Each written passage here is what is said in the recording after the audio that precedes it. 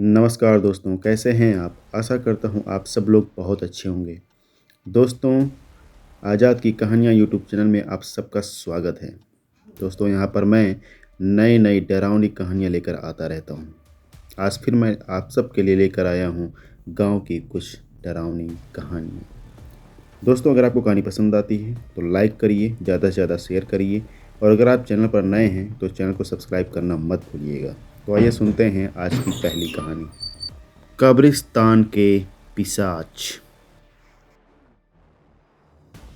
रात के 10 बजे ऑफिस से लौटते वक्त निखिल अपने करीबी दोस्त रॉबर्ट की कब्र पर फूल चढ़ाने कब्रिस्तान पहुंचा।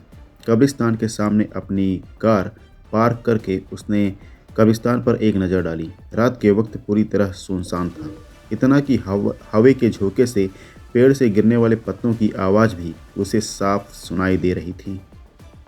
उसने कब्रिस्तान में जाकर अपने साथ लाए हुए ऑर्किड के फूल रॉबर्ट की कब्र पर रख दिए और 2 मिनट मौन करते हुए खड़ा रहा। फिर जब वह वापस बाहर आने के लिए पीछे मुड़ा, तब उसे एक कब्र पर बैठी छोटी बच्ची दिखाई दी। बच्ची के हाथ में एक हरे रंग का कांच का टूटा टुकड़ा था, जिसे वह बार बार आंख पर लगा के आसपास की कब्रों को देख रही थी।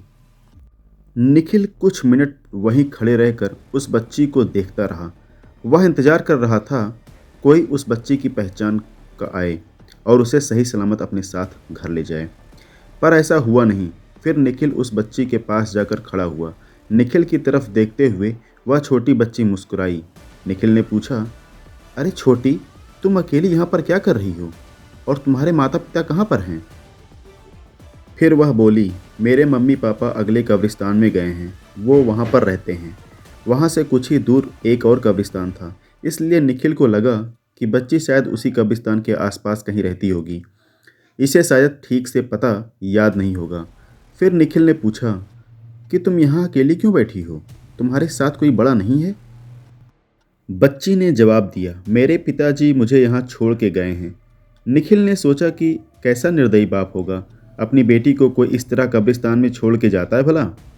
निखिल उस छोटी बच्ची से इतनी बातें कर रहा था, पर उसका ध्यान सिर्फ उस कांच के टुकड़े में ही था।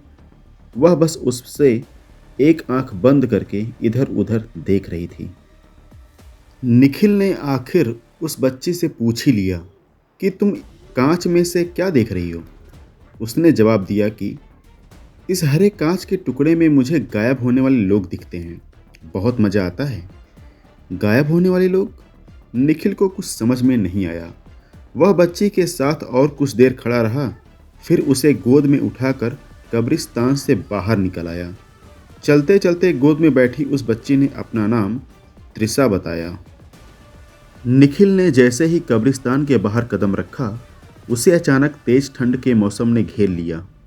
उसका बदन ठंड से कांपने लगा, पर निखिल का ध्यान जब उसकी कार के पास खड़ी उस बच्ची त्रिशा की तरफ गया, तब उसे बहुत हैरानी हुई, क्योंकि उस पर इस खून जमाने वाली सर्दी का कोई भी असर नहीं हो रहा था। उस वक्त त्रिशा कांच के टुकड़े में से निखिल की तरफ ही देख रही थी। तभी उसके चेहरे के हाव भाव अचानक से बदलने लगे। वह बोली, अंकल, आपके पीछे कोई है? निखिल ने पीछे मुड़कर देखा तो उसे कोई भी नहीं दिखा। उसे लगा कि त्रिशा शायद मजाक कर रही होगी। फिर वह बोला, त्रिशा बेटा, चलो गाड़ी में बैठो, मैं तुम्हें तुम्हारे घर छोड़ देता हूँ। उसी वक्त त्रिशा बोली, अंकल, आप भी कांच से गायब होने वाले लोगों को देखो ना। निखिल बोला, मैं बाद में देखूंगा, बस तुम अब कार में बैठो। पर बच्ची ने जिद पकड़ ली कि अभी के अभी देखना ही होगा। उसकी जिद पर निखिल ने जब वह कांच का टुकड़ा अपनी आंख के सामने लाया, तब दहशत से उसकी आंखें फट पड़ी, क्योंकि उस कांच में से जब निखिल ने कब्रिस्तान की तरफ देखा था, तब उसे वो दिखाई दिया जिसे कोई भी आम इंसान अपनी खुली आंखों से नहीं देख पाता।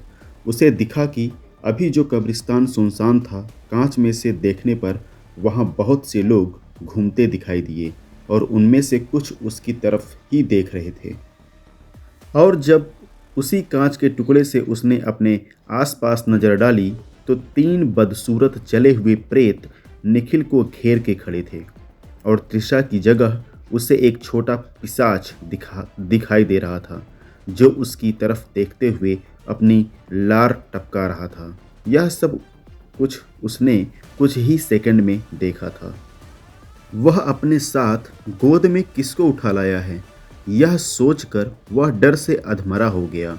उसने तुरंत कांच फेंक दिया और भागने के लिए कार का दरवाज़ा खोलने लगा। तभी उसे खी खी खी खी ऐसी शैतानी हंसी सुनाई दी और अगले ही पल पूरे कब्रिस्तान ने निखिल की दर्द भरी चीख सुनी, क्योंकि वो छोटा पिशाच निखिल की पीठ पर बैठा हुआ था और अपने नुकीले दांत उसने निखिल की गर्दन में 2 इंच अंदर घुसाए हुए थे और बड़े ही चाव से खून चूस रहा था। जब निखिल के शरीर का खून खत्म हुआ तब वह निष्प्राण होकर जमीन पर गिरा। फिर कब्रिस्तान से निकले चुड़ैल और प्रेतों ने उसके शरीर का मांस नोच नोच कर खाया और अपनी भूख मिटाई। तो दोस्तों, कहानी यहाँ पर समाप्त हो चुकी है। Thanks for watching. अगर आपको हमारी कहानी पसंद आ रही है तो प्लीज़ लाइक करिए, शेयर करिए। अगर आप चैनल पर नए हैं तो चैनल को सब्सक्राइब करना मत भूलिएगा। मिलते हैं अगली कहानी में, तब तक के लिए जय वीर बालाजी।